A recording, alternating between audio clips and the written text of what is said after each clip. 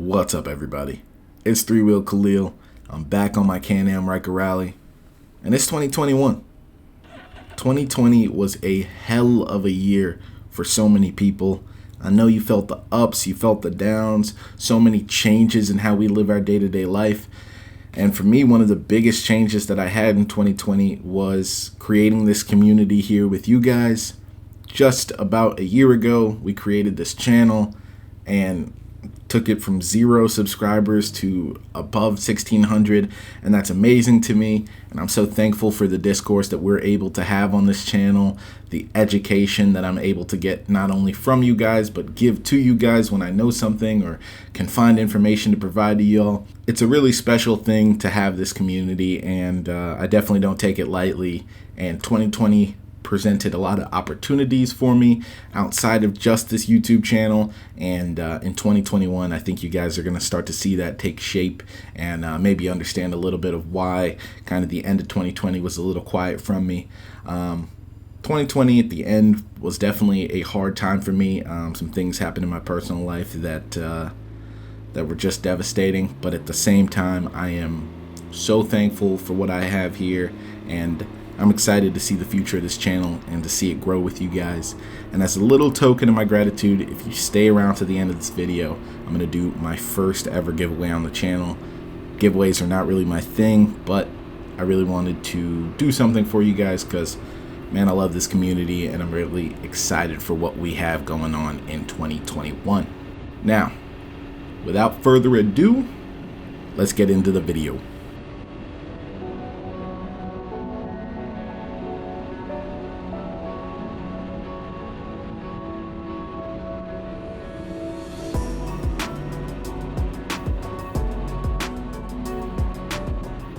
So basically a year ago, not only did I start my channel, but I bought my Can-Am Ryker Rally. It was a 2019 Ryker Rally that was new to me. It had about 500 or 600 miles on it, and I have ridden it this last year, even when I'm not making videos. I'd probably say mostly when I'm not making videos. I ride for myself a lot. I think like in the evenings after I'm done working, I'd love to just get on my bike and take it, hit the open road, and enjoy it, you know. And to me, honestly, that's the natural way. When you create something like this, a channel, social media, it can easily turn something you love into a job, and you really don't want to do that, man. You want to enjoy what you have, as well as create content, but really take a moment to kind of live in the moment, you know. So with that being said, I wanted to talk about kind of my 1-year review of the Ryker Rally, the 2019 that I have, talk about my dislikes, my likes, and what I'd like to see added on a future Ryker model. This year's been a lot of learning about my bike, learning about riding, new opportunities, adding little things to my bike like buying new panels and phone mounts and cup holders and all sorts of little bits and bobs that I've added to the bike that I feel like kind of make it more functional for myself. And I've really gotten to know the Ryker within that time, so just wanted to share that kind of knowledge with you guys. So first things first, I'm going to start off with the bad news, and then I'll get into the good news, and then my hopes for the future. So these are my top dislikes for the Ryker. One of the things that was the most apparent to me when I first bought my Ryker and I'm taking it out from the dealership was the kind of loud, aggressive clunk when I was accelerating. I didn't really know too much about CVT transmissions at the time, and later finding out that that's kind of the belt and the shaft engaging and everything. I understood what it was, but I still was a little bit off-put by the kind of aggressive nature of that clunk. I am happy to say that over time it fades as the engine breaks in and the belts break in and everything kind of starts to gel together a little bit better. I think that sound in general and that feeling in general becomes a lot less aggressive, and as you learn to manage the throttle better, it becomes somewhat non-existent. So it's a good thing to know that you want to manage the throttle well anyway. You want to be in control of the bike when you're coming off of a stoplight or accelerating for the first time. So It does make sense to be gentle on the throttle. I don't think that's why that clunk exists, but at the same time, it is good to learn how to mitigate that because it's a technique that you should have to be a safe rider. Now, one of the things that kind of plagues me to this day is the brake pad noise. Early on from when I got my bike, I've always had times where the brake pads seem to get a little bit squeakier than others. I'm looking forward, honestly, to replacing the brake pads because I do think that the quality of the OEM brake pads is not amazing. They definitely brake well. I've had no problems when I've had them checked out. I just think that the quality of the materials leads to a little bit of a dusty brake and a lot of brake noise. So honestly, I'm excited to see what aftermarket options I have when the time comes to be able to replace those brake pads.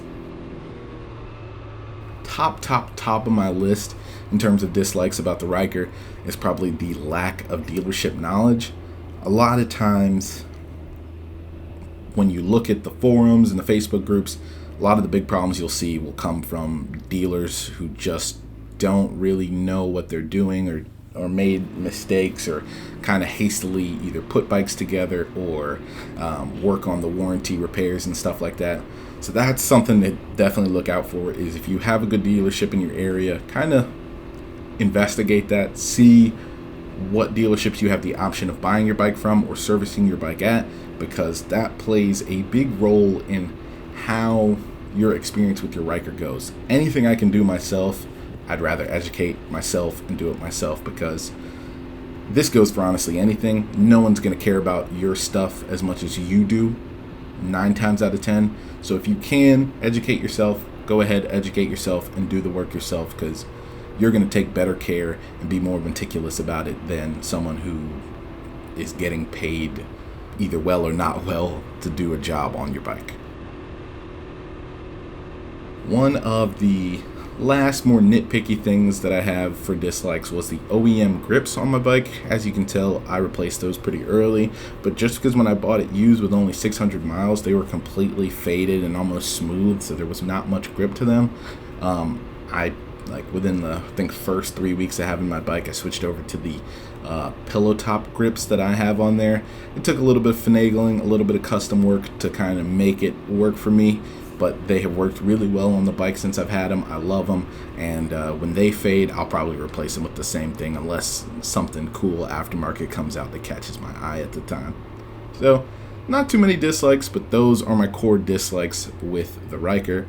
Now I want to get into the likes, which far exceed the dislikes. It's hard to miss that the Riker stands out.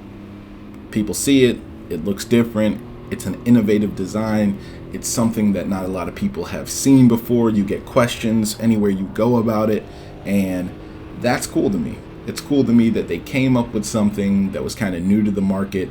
Yeah, the Spider, obviously, it takes a lot of its cues from the Spider, but the Riker is definitely something different. It's definitely something sleeker, in my opinion. It's more, naked and stripped down, and it's raw, and it kind of gives you this different feeling and this different idea. A lot of people I'll see in the groups are like, oh man, a Spider is better.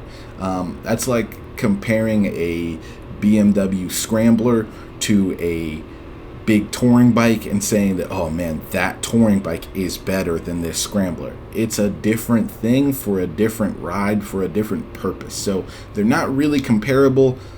People love comparing things. It's our nature. So I understand why people do it, but they're not directly comparable. So keep that in mind when you're looking at these bikes and you're trying to decide between one of the two. It really depends on what you want to do with it. Another thing I love about the Riker has been the aftermarket support. A lot of companies have thrown their hat in the ring and come up with awesome products, even small products that really can change kind of little things about your bike. Some of my favorite mods that I've done have been the little cup holder, the inside of my glove box doing the kind of heat shielding, and then the padding on the inside. I love a lot of the Can-Am mods that they've put out in terms of storage mods. So I have the Link top rack that allows me to kind of do a lot of different things on that top rack, so I love that. But in general, the aftermarket support has been great, and I think it's going to continue to grow, man. The Riker, I see them more and more on the road. The group that I'm in on Facebook and the forum seems to continue to grow, so I do know that the Riker is continuing on in its importance and popularity, so I think we're going to continue to see the aftermarket playing a key role and bringing cool things into the market that we can throw on our bikes, or we can at least see and get inspiration and do something ourselves DIY in the garage. So definitely one of my favorite things about owning a Riker is that there's a big community, big enough for people to want to build things and sell them for the Riker. One with my Ryker Rally, which is a 900 engine, is there's no lack of power. Some people feel that it should be faster in a straight line, it should be this, that, and the other. I have never felt underpowered. I love the 900cc engine. I feel very confident on the highway. I feel very confident around town. I hit it at a stoplight and spin that rear wheel all day to have fun. I definitely don't ever feel like I'm at a loss for power. And if I want more power, I know I can tune it. I know I can add on these things to make it a little bit more special. But to me, I think the core engine, I want it to last a long time. I don't really want to push it to the red line and just kind of beat up that engine prematurely, because I think it's a lot of power to begin with. That's why I did not go with a 600, although I think that those 600s are really nice, and I think they have a really nice engine note as well. I just wanted to have the most power I could get out of that engine without having to play around with it and tinker with it. So I'm very happy with that 900. The availability of parts is also a great thing when you have a bike and you plan to keep it for a long time.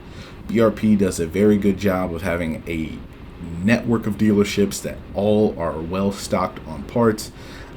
Anytime I've wanted to get an accessory, sometimes I buy things online, but a lot of times I'll go to my local dealership because they keep a lot of stuff on hand, and it's not difficult for me to just run into the dealership, get an accessory or get a part, and get on with my day. I don't have to wait 3-day shipping, and a lot of times if you have a good relationship with your dealer, you can actually get maybe a little bit better pricing than you would for online pricing. So something to keep in mind.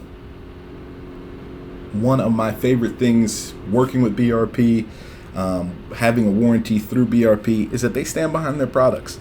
I've had times where I've had to deal with the dealerships, and the dealerships were, I don't want to say unwilling, but they were reluctant to work on certain things and push the ball forward when we were trying to get repair work done. Namely, I had the issue with the leaky coolant reservoir, and dealing with the dealership, they were kind of hesitant and gave me a lot of pushback, whereas I called up BRP, they got in touch with the dealership, and they actually made it a lot easier than I thought it would be when I ended up having to call BRP for myself. So and they followed up and they kept the case going, and this is kind of early on in the days of the channel, so this is before I had any quote-unquote influence with BRP. So I'm very, very pleased to say that I do think that they stand behind their products, and I would not hesitate to tell somebody to get the BRP Best warranty, because I do think that that would protect you for years to come when you buy a Riker.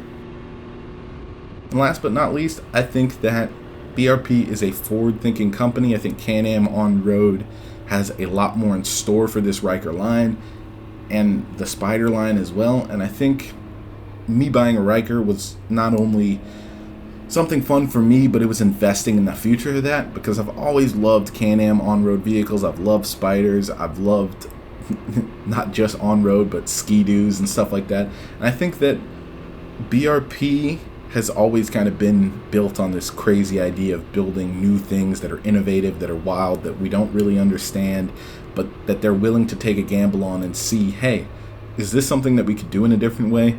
Have we been looking at motorcycles the same for so many years, and we could actually flip it on its head and do something different? And BRP is never afraid to do that, and I love that. And so I'll always be willing to invest in them if they keep investing in these super cool, creative ideas.